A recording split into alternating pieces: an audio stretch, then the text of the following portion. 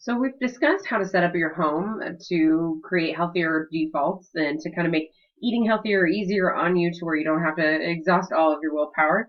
But you may be wondering, well, what about when I go out to eat? I like to treat myself on occasion, and it's always special to go out with someone that you love and care for. And even though it is a special occasion, it's not an excuse to overeat or to have indulgent dishes all the time. The first thing that we really want to think about whenever we're sitting down to eat is what is in your drink. Are you choosing a soda or are you choosing water? Consider the amount of sugar that may be in additional calories that may be in that drink and consider doing something that's a much lower calorie option. And then another tip that you can consider is choosing a salad, especially if you can get it before the meal. This will allow you some time to get some extra veggies in and maybe kind of and curb your appetite with a low cal option as opposed to, getting your actual meal and eating way too much. And once your meal does come, you could consider sharing your dish with either another person or your kids or taking half of it with you. As you're looking through the menu as well, consider, can you make a meal out of a side? It could be cheaper that way. You could get more vegetables in that way. Just kind of review it and see what's there. Remember your snack whenever you are going out to dinner. Say you're got an hour drive, or it may be a while before you get to eat, and you're already feeling hungry. Think about taking some type of fruit or string cheese or something like that with you to kind of help again curb your appetite. Cover your plate with fruits and veggies. If you know there's a dining option that's mostly vegetables and lean proteins, then it's a great healthy option for you. Look at the calories, the fat, and the sodium. A lot of menus anymore will be posting all of those options, so you can kind of maybe pick a lower cal option. Strictly avoid buffets. They get us in trouble every single time, especially if it's a higher price buffet, because then we feel like, well, I spent, X dollars on this. I'm going to get my worth out of it. But in the end, it's definitely not worth it. Remember to get your grains whole. All that extra fiber really helps with keeping you feeling full. It helps to lower cholesterol. It can also help with lowering blood sugars. Whole grains are amazing. And then also, even though our mothers, at least mine, taught me that I needed to be a part of the Clean Your Plate Club, you need to stop it, and that's going to get us in trouble as well. So remember thinking about quitting the Clean Your Plate Club. So the nutrition facts label is something that I think we all look at from time to time, whether it's a quick glance or really, a long review. But often, I have found that individuals don't always understand what they are looking at. And the first and foremost thing to do is review the servings per container. And I realize it may be a little difficult to read on the slide, but we'll be diving into it a little bit further too. So don't worry if you can't see it right away. And the reason why these portions are so important, including what we discussed earlier, is that the rest of the label is based on that serving size. So all the other information is based on that, 2/3 of a cup or a whole cup or whatever it might say. And honestly, the percent daily value is kind of my favorite thing to compare to similar items, and it's a real quick down the sides. We'll cover it, and you'll feel much more confident about it once you go into the grocery store. And just remember, we'll be discussing a lot of this, so it'll really help empower you. And each nutrition fact label will have the most specific information about whichever food it is that you may be purchasing.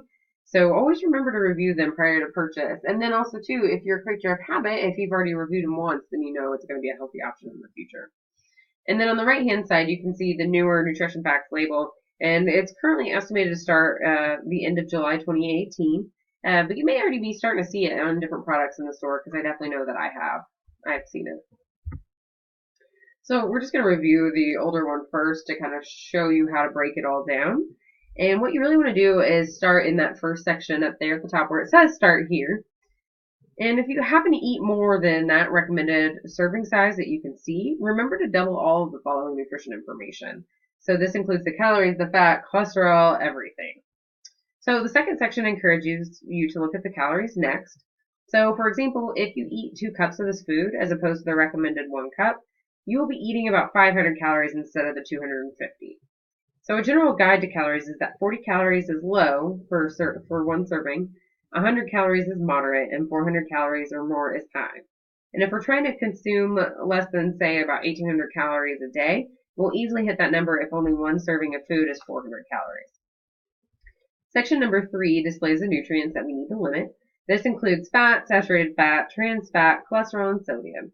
These should not come as a surprise to most. I mean, we all know that these words are linked to chronic disease like heart disease and some types of cancer.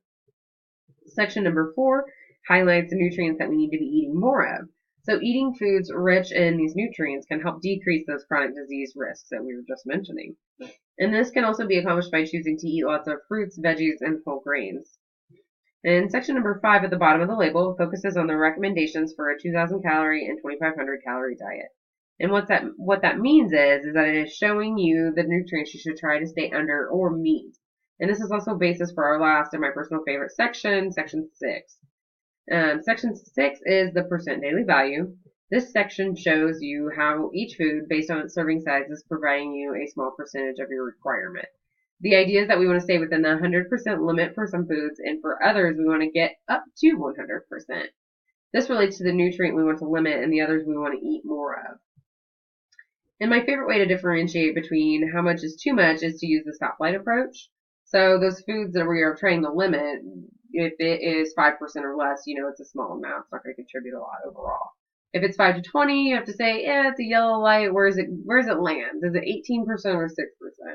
And then you have to give a red light to things that are 20% and over, because do I really need to include this food?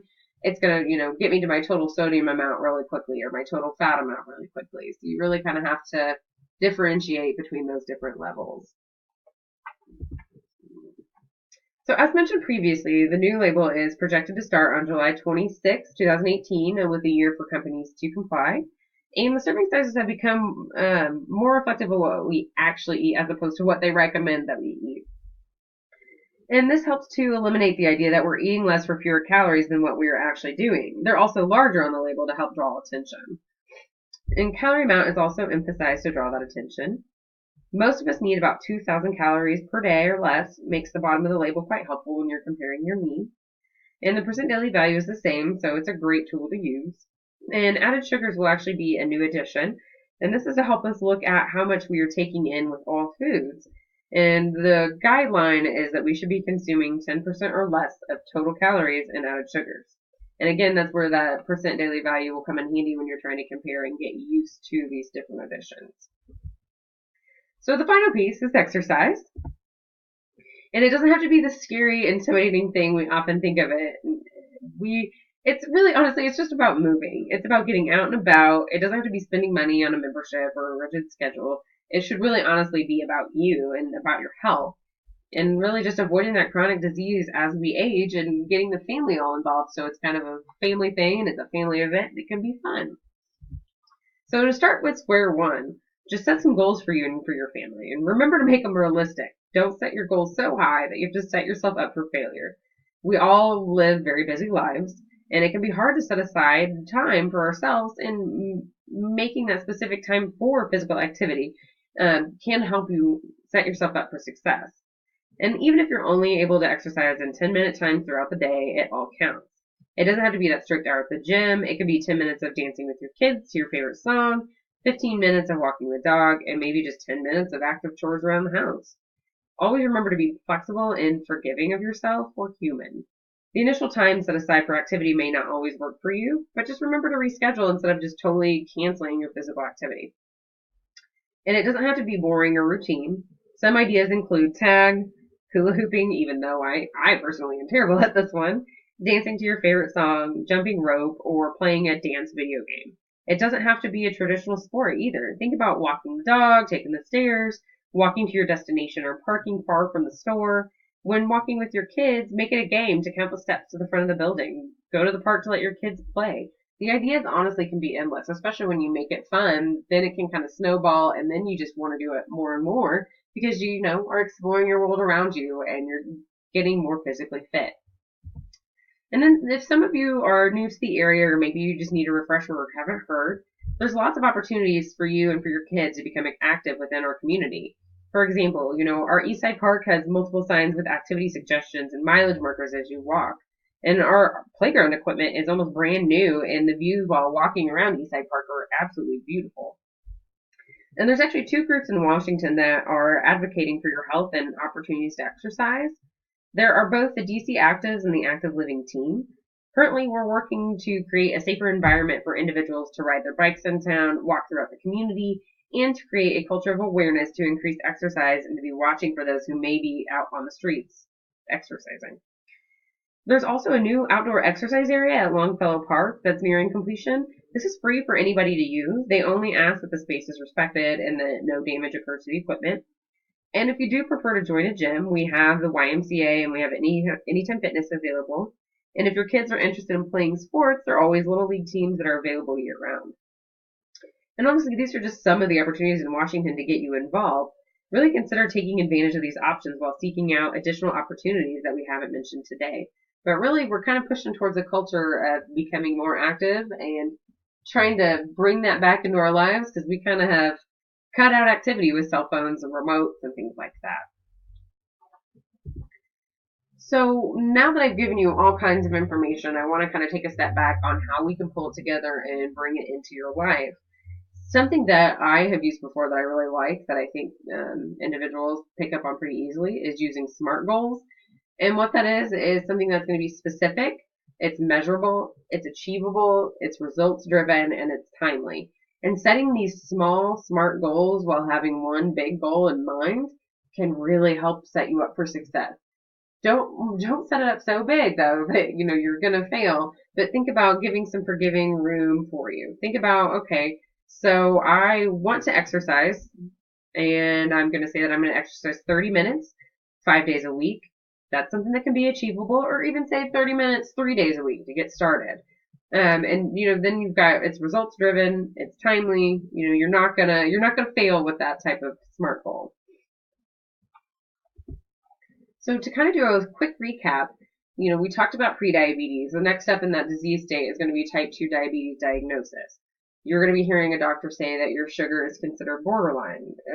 As you know, there's high rates in Indiana, and there's especially high rates in Daviess County, Indiana, which, since this is our surrounding community, we really want to work on bringing those numbers back down. And prediabetes is reversible with healthy diet, with exercise, and with weight loss. So finally, we're going to one last time see our objectives and just to kind of talk about what those are to remember all the information we've just gone over. And the first one is demonstrate understanding of appropriate portion sizes. Identify techniques that can be used to choose healthier food options, whether it's a restaurant, a store, or by reading food labels. And then list 3 fun ways in which to involve your social circle in physical activity. And we mentioned several different ones, but if there's some that you know of that would work for you and your family, feel free to kind of bring them out to the group, so then that way maybe we can say, oh, I didn't even think about including that, and my kids would enjoy that, or I could get my parents involved in that and make sure that we're all being healthy and building that social circle, which is so important. And I really just want to say thank you for your time today and for listening to my lecture on some of the things we can do to reduce our prediabetes risk. We're going to continue on from this point forward and kind of do some more interactive things to go over, our portions, our labels, things like that to kind of make you feel more comfortable with doing it in your own life. And I would be happy to take any questions at this point in time. And then we'll just kind of keep on progressing through. So thank you again for your attention. And these last couple of slides are just going to show you some of my sources that we use for this presentation. Thank you again.